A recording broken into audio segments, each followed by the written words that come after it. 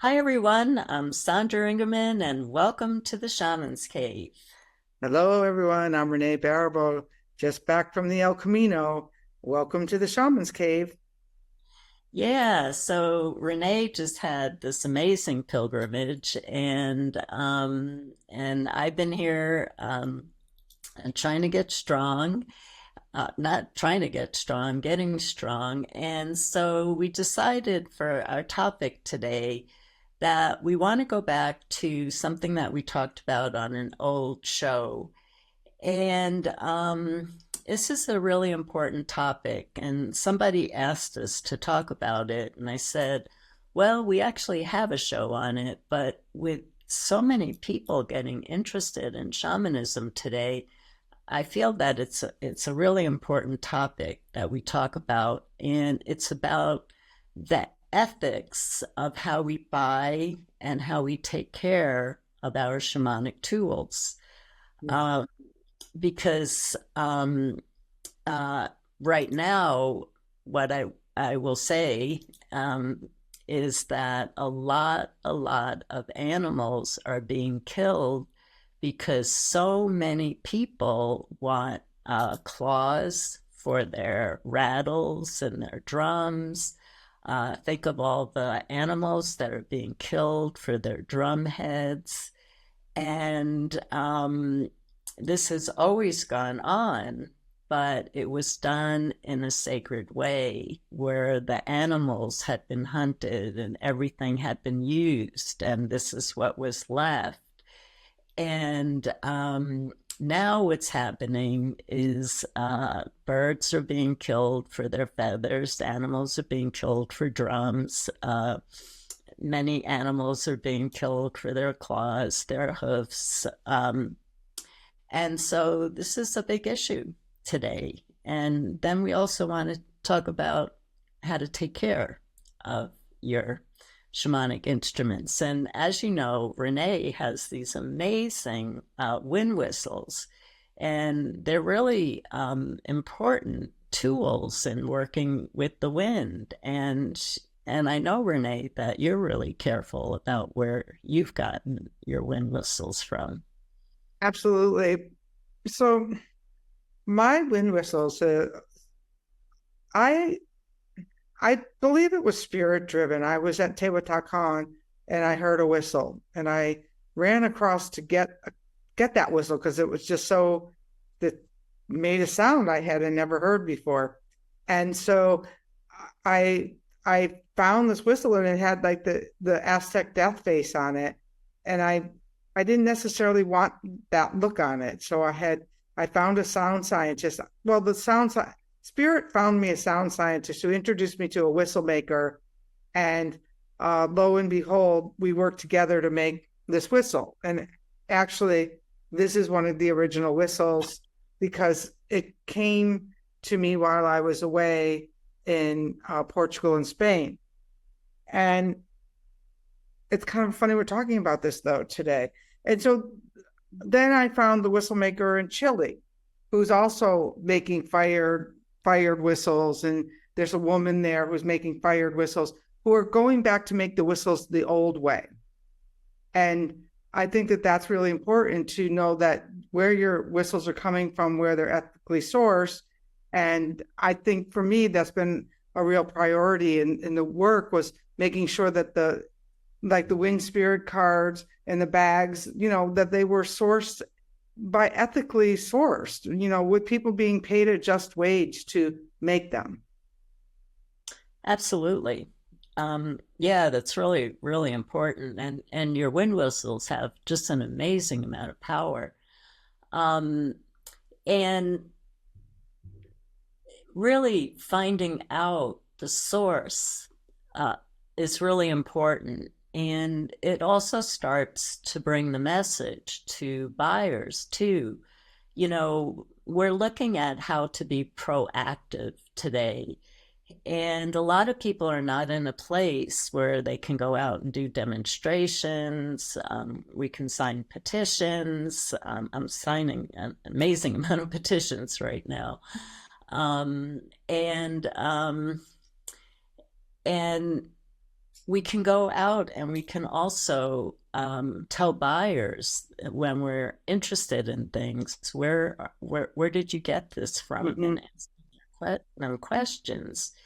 And it doesn't mean their consciousness is going to change, but if we start spreading that word through our shamanic communities, of it's really important to start asking, where did this shamanic instrument, where was it sourced from? How was it made? Where did the skin come from? Where did these feathers come from? Where did this bear claw come from? We have to start raising consciousness in the shamanic community about it. And I know there's a lot of disagreement, I'll say, instead of fighting, going on in the shamanic community about using Remo drums, which are mylar. And I use a Remo drum, and I found I had to start using a Remo drum. I was on the road 300 days a year teaching, and I had skin drums, and I had to always guess which drum to travel with due to the climate. Was the drum going to be too tight if it was too hot and dry where I was teaching, or was it going to be too loose because it was too humid where I was teaching? And of course, I never got it right. I would bring my drum for hot weather, and it would be raining the whole entire time. And you know how that goes. Where things changed for me was I was teaching a workshop in Hawaii, and there was a psychiatrist there. And I used to use, right after people would journey and while people were in the restroom on a break, I would use a hairdryer to dry my drum to be able to continue for the next journey. And so I was always running out and using my hairdryer to blow dry my drum. And the psychiatrist goes to me, you have a very unusual relationship with your drum. And something went off in my head about that. And so I started exploring Remo drums. And I have this Remo drum that many of you have seen me use. And it has a fantastic sound. Nothing died for this. It has so much energy. It has so much power. I used it in all my sessions and all my workshops for so long now. It's a living being. And shamans see their shamanic instruments as actual living beings, and they treat them like living beings.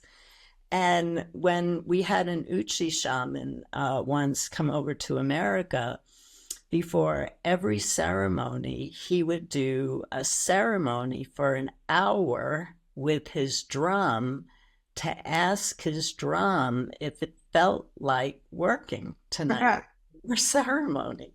I mean, and we all had to wait. Here was grandfather coming over from the border of Japan and Siberia, is where the Uchi people are from. And, they come all the way over, and we all come from all different places. And we're so excited to work with grandfather, but we always had to wait an hour to see if our work was going to be canceled. And that's just one story of a million stories that you can hear from shamanic cultures. Mm-hmm. I have 3 drums. I have the first drum I got like 30 years ago was an all-one drum that I still have, because a good drum is made really well and it lasts forever. Then about 20 years ago, I went to Chile, and I actually got a Mapuche drum, which we all painted in ceremony and made it our own. And also we made our own handles for that drum. And then about 10 years ago, I got a Remo drum. And I like it because I can sing into it, and it has other things. And like you said, I don't have to worry about which, whether it's, I think I might have a little traveling drum too, but I don't have the relationship that I have with that as I do the other 3 drums. And, they all have their own personalities, and they all come out when they want to come out, and they all, they don't always all want to work. You're right. I never looked at it that way, but the truth of the matter is I'll be walking by and the drum will say, use me. Yeah. It'll be like, okay, it's like the wind whistles. I have more wind whistles in this house than you could, but there should always the wind whistle that tells me it wants to be used. Right. And like I had to carry 3 to, Portugal with me because I wasn't sure which one was going to want to do the ceremonies. Mm-hmm. Yeah. And they all went along and they were all very happy about it. And, and there was a guy who, I don't know if I told you the story about how when you're really connected to your instruments, how things happen. I've been working on the wind spirit cards, and I was working on the Latvian wind. And it was the craziest thing because as soon as I finished the wind spirit card, which is the same thing happened when I was trying to write it in the book, all of a sudden somebody called or online ordered a wind whistle from Latvia. I mean, it's like, so there's a connection between the energy you're working with and the tools that you have. And like, I got really excited to be able to send this wind whistle to Latvia after I just finished the Latvian wind spirit card. Yeah, that's like great. That's just you can't make this shit up. Yeah, it's a great omen. So, that do I have? Oh, in my rattle, the very first rattle I got when I went into Peru, I think I paid $1 for it. That's what I paid for it back then. It's the same rattle I still have. I've got all these other rattles, but the one that I'd like to play, I've rewrapped the twine a million times, a scored rattle, and it's my healing rattle.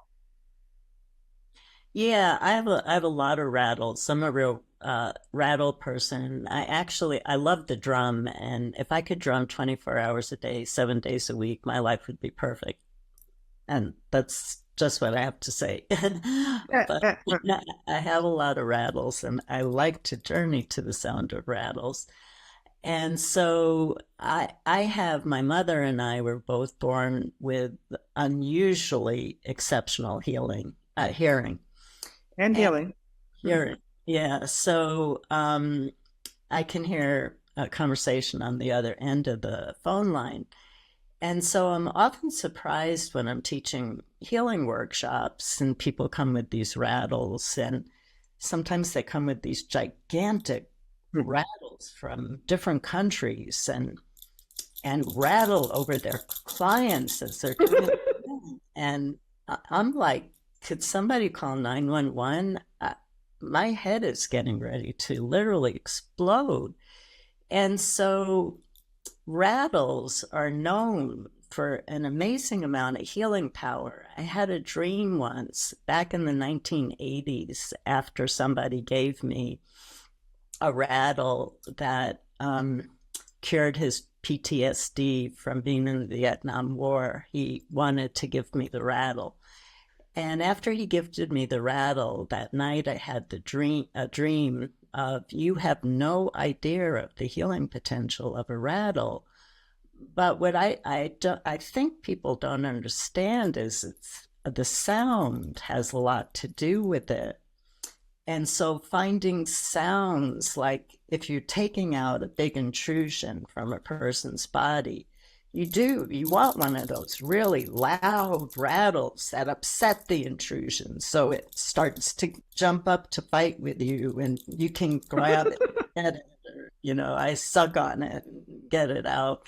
So shamans use those rattles to really agitate, But if you're trying to do a nice healing song and you got this really unbelievably gigantic rattle going on, we have to think about how we're using it. What's the purpose? What's the end that you're trying to get to? Are you trying to agitate an intrusion? Are you trying to bring healing energy to a person? And then you want to find a gentler sound, a more rhythmic sound, a more pleasing sound. And so there's a lot about shamanic instruments, about what they will do, because you can bring through an incredible amount of healing through a drum and rattles but getting it ethically sourced and finding sounds that work for people is really, is really important. And then caring for them, using incense, feeding them, just like if we're seeing our shamanic instruments as living beings, then they need to be fed. Mm-hmm. So we feed them. I feed them with incense.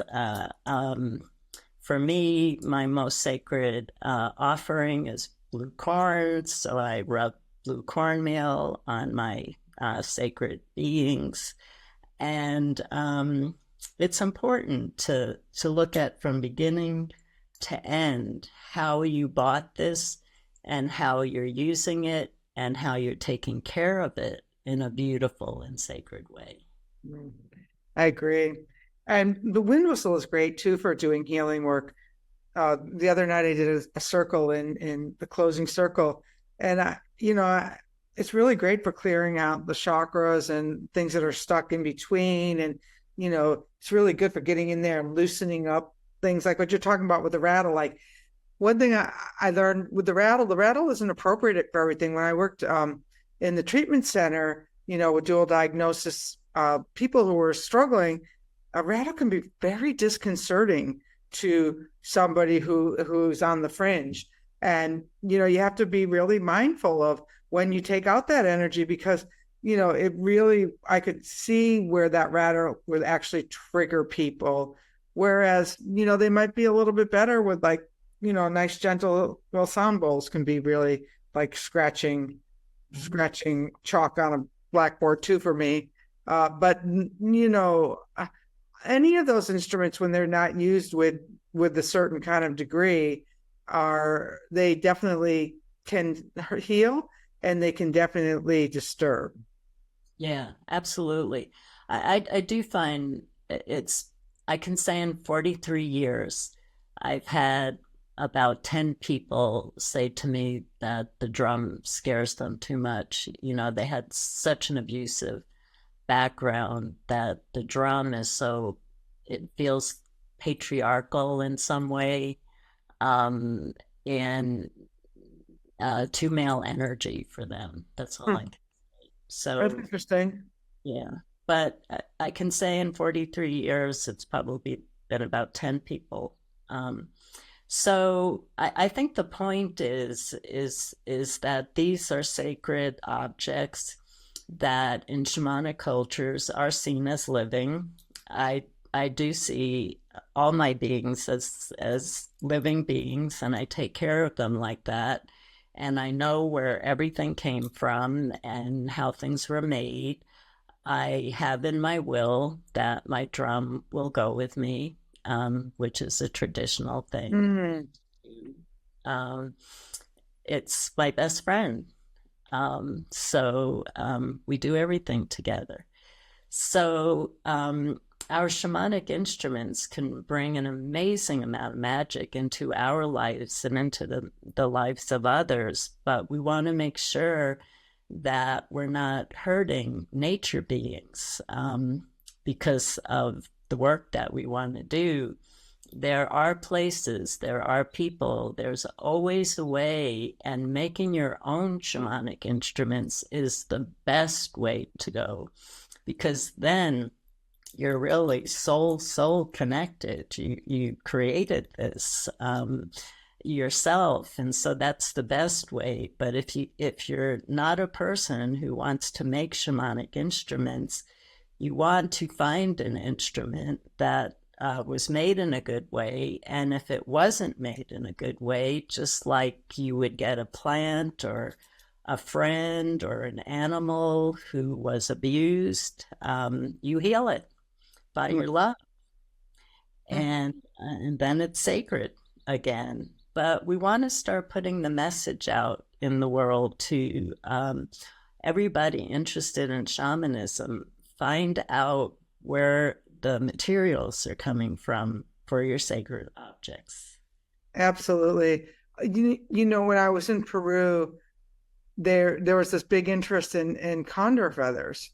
And then when I found out that they were actually going up on the mountain and killing the condor to get the feathers, it was like all over for me. It just was like, yeah, no, I have a condor feather, but it was gifted from the bird to me, not, I didn't kill a bird to get it. And even the sacred plants we use, I have a relationship with the desert sage. I actually go up the mountain where the desert meets the mountain, and I know those plants. They know me. I went into the Anibi for years and understood what that relationship was like. And so I feel comfortable using the sage that I pick, and then I wrap it really well. And it's one of my healing tools. And I think that that's really important to know, that, what's in your neighborhood that you use for your own healing, instead of like what's in Peru, those little sticks from the Amazon that people started to like. Then everyone, they were cutting down trees in the Amazon to feed our crazy desire. Yeah, no, what's happening with those sticks is crazy. It's really crazy. People are willing to deforest the whole entire Amazon so they can get their incense. What are we doing, people? Yeah, that doesn't make that healing, because remember that the tree has its life force, and that life force is in that little stick. And was it just chopped down so you could have something to have incense in your house? You won't feel right. Right. Yeah. Won't do the job. It shouldn't feel right. And Right. it shouldn't do the job. Exactly. I mean, so that's one of the things that I like about the wind work, is that your breath is your own. You're not taking it from anywhere else. You can, I learned the process of kissing the wind in Peru, where they with their kintus, their layer of cocoa leaves, and then they kiss the wind, they kiss spirit. And so that breath, the breath is really, really, really powerful if you think about it. And it is one of your sacred tools. The abracadabra, the magical incantations have been one of the most powerful tools. So if you don't have those other tools, you have your breath, and nobody can take that away from you, except for when it's time for you to leave and it's your last breath out. So to me, the breath is one of our important healing tools as well. Yeah, and in shamanic culture, singing is real tool as well. And some shamans work with songs just to heal. And I know that everybody's heard really beautiful indigenous healing songs, and they really do. When you're really working with somebody who's so rooted in their tradition and they're singing their lineage, you just feel the whole planet singing along. And so there's so much that we need to learn about how to really deepen our relationship with nature and with our tools, so that we can start to bring that beauty back to the planet too, so that when we play our instruments and when we sing our songs, that the whole planet and all of nature is singing with us, instead of, oh no, not a shamanic practitioner coming to get me. There's a way that we can bring harmony back into the world, and with our shamanic instruments and with our breath and with our song, and we can bring beauty back into the planet again. We just have to be aware, and we have to be willing to ask questions and not just go numb and go, well, but it's so pretty. I don't care. It's so pretty. It doesn't matter what it looks like.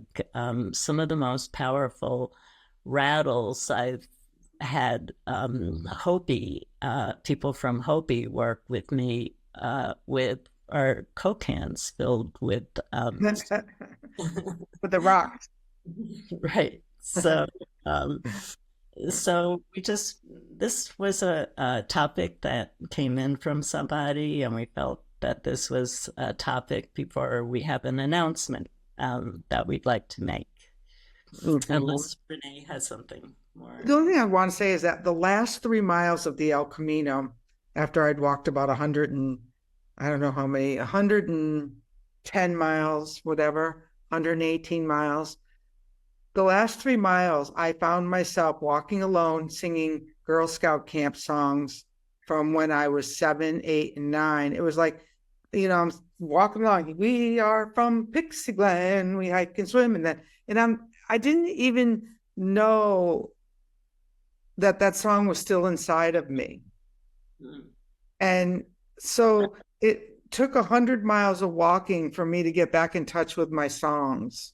And, I have other songs like, my own song and stuff like that. But I was really fascinated by where out of the darkness of my memory banks came those early camp songs. And I went with it, and I sang the whole last few miles into Santiago, and it really got me through. Mm-hmm. Absolutely. And that's how people use songs. I mean, in dangerous times when I've been with people, we sing. And people have always done that to get through. Always done that to get through. We were walking, and another day it was the end of a 15-mile run. And I mean, it was the last half a mile was killer. Next thing you know, I'm singing, I've been working on the railroad. And then I got the other woman singing it too. And it was just like, and there's parts of it that have like very shamanic parts to it.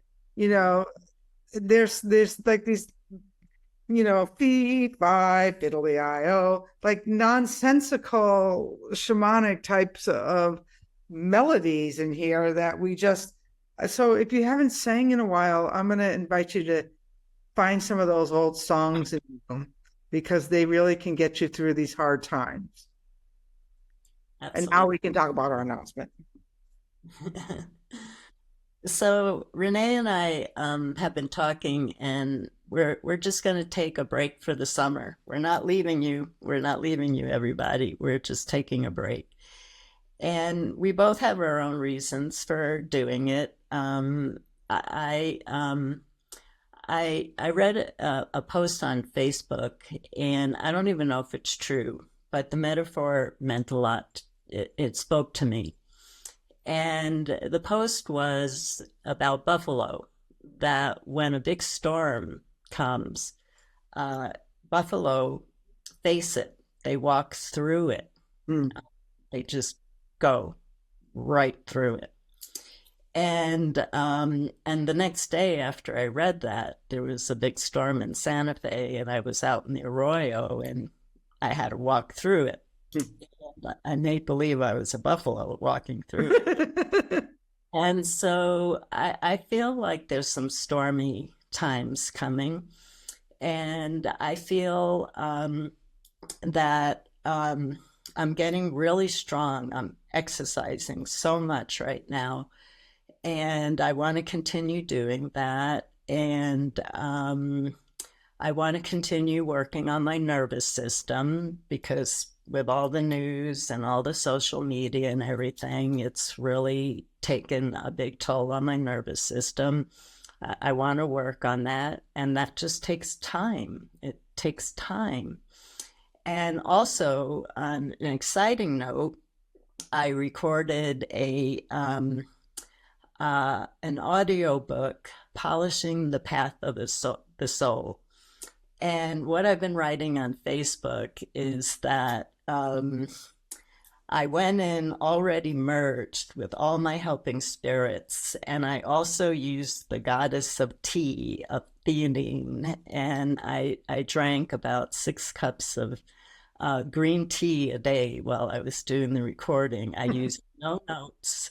And so this is 10 plus hours of Sandra Ingerman completely unplugged and unhinged. And the editor said, this is nothing less than absolutely phenomenal. And so it's coming out July 2nd and available for pre-order whenever you hear this. And so I want to give some energy to that.